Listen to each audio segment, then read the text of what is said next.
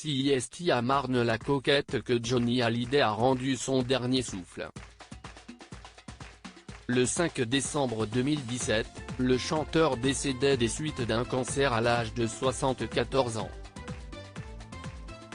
Si la star a choisi de passer ses derniers instants dans sa demeure La Savannah en France, alors qu'il résidait à Los Angeles, il s'avère qu'il n'affectionnait pas dans ce coin d'Île-de-France.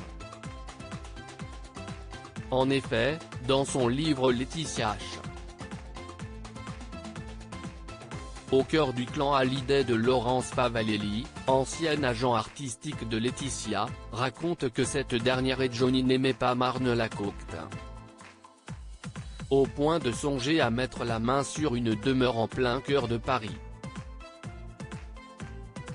Contrairement à ce qui a été dit ou écrit, Johnny et Laetitia aiment leur maison au nom d'Amérique, la Savannah, même s'ils ont voulu la vendre. Ce qu'ils n'aiment pas, CIST de vivre à Marne, ils se plaignent souvent du trafic, du temps qu'ils mettent pour entrer dans Paris ou en sortir, les embouteillages derrière la Défense, 1 heure aller, 1 heure retour.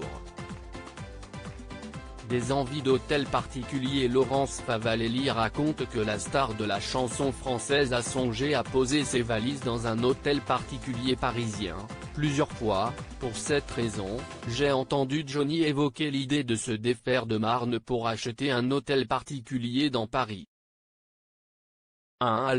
Alors que je venais de déménager, il m'a lancé, tu peux demander à ton agent immobilier s'il n'aurait pas un hôtel particulier de 400 mètres carrés pour garer ma voiture et mes mots.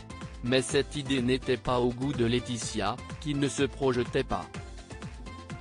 L'appartement qu'elle adorait dans Paris, c'était celui d'Anne Marcassu, un duplex hors norme au dernier étage d'un immeuble haussmannien donnant sur les Tuileries.